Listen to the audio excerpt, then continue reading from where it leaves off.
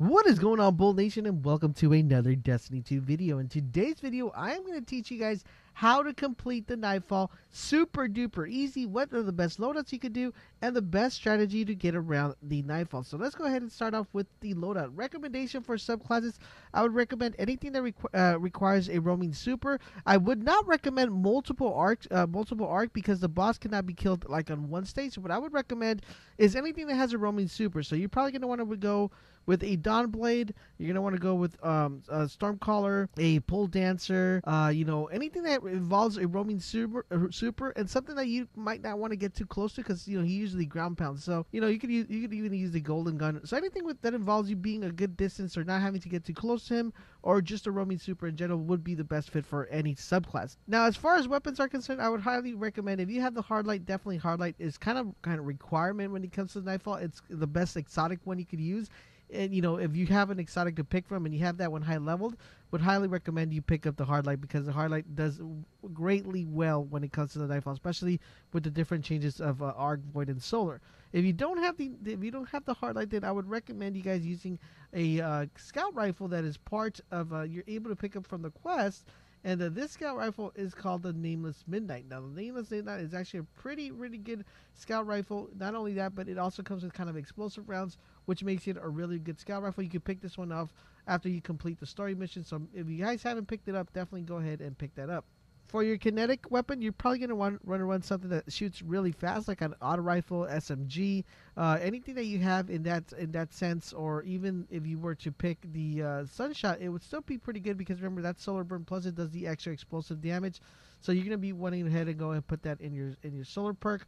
And of course, in the bottom one, anything with rockets would be number 1. Sniper would be number 2. Anything else would actually work as well. Now remember, when it comes to picking up guns, you're going to want to make sure you pick the guns based on whatever subclass you're running. So you're going to want to offset that subclass. So for example, if you're running Arc, you're going to want to go with Solar and Void. If you're running Solar, if you're running Arc, you're going to want to go with Solar and Void. If you're running Solar, you're going to want to go with Arc and Void. Depending on what subclass you're running, you're going to want to offset those with the guns.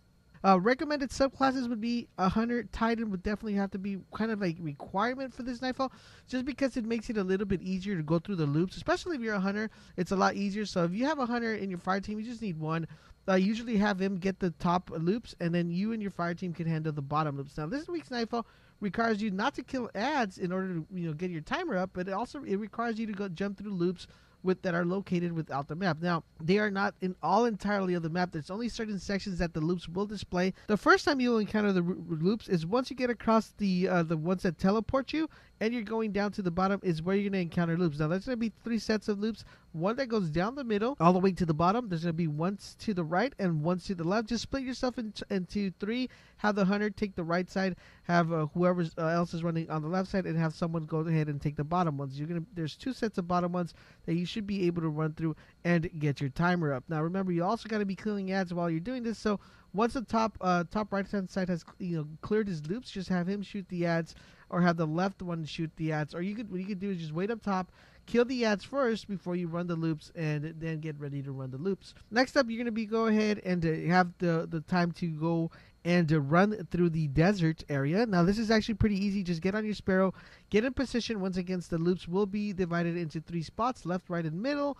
Have everybody stand on the designated side and just go run through the loops as much as you can. The middle one's actually the pretty hard one, so you're going to probably want to clear a couple ads before you do that.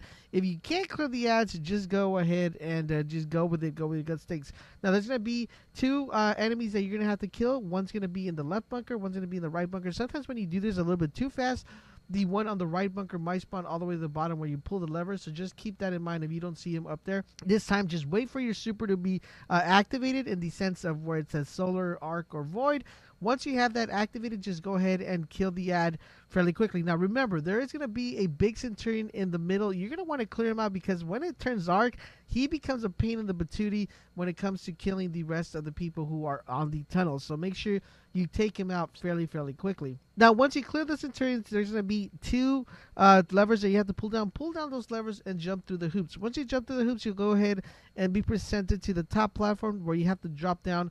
And there's going to be a lot of Vex, or depending on what Cabal running around with little doggies and everything there. All you have to do in this stage, you don't even have to kill anybody. Just get together with your fire team and run a circle around that until the teleporters get in place. Once the teleporters are currently in place, you're then able to proceed and jump through the loops once again to the other section. This part is where it can become tricky, because this is where you kind of have to be a little bit coordinated. You're going to want to be all together so everybody runs. Remember, if it's solar, try to avoid the high platforms because the snipers will be able to snipe you.